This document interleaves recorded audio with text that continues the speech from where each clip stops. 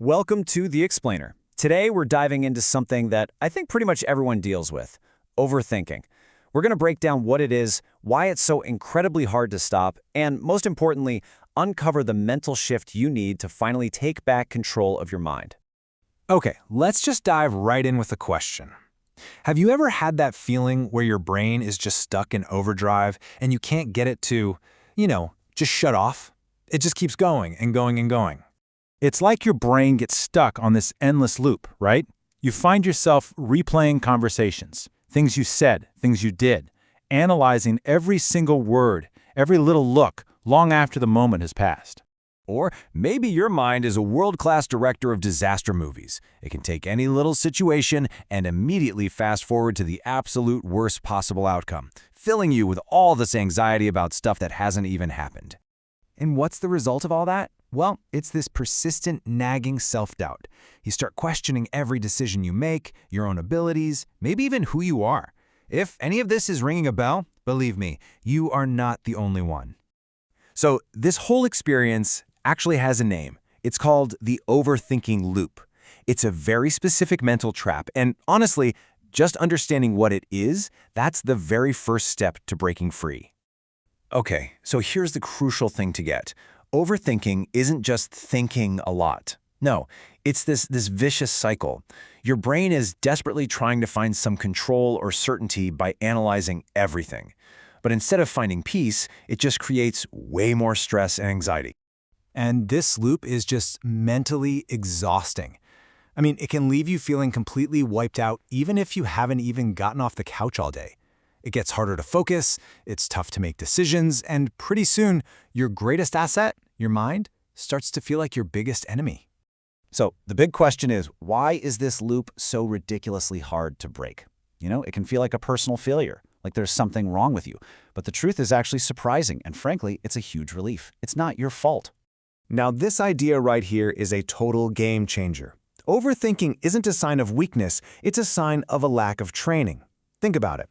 We're never really taught how to manage our own thoughts, how to step out of these mental loops, or just when to let things go. And this slide just illustrates the whole paradox perfectly. Your brain's default setting for solving a problem is pretty simple. Think more.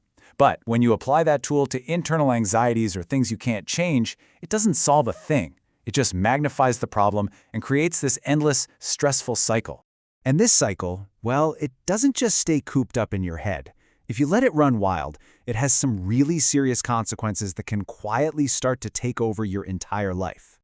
I mean, just look at this list. This one mental habit can poison almost every part of your life. It absolutely destroys your confidence, it kills your productivity, it messes with your sleep, it dials up your anxiety, and it just keeps you feeling completely stuck. And here's where it gets really dangerous.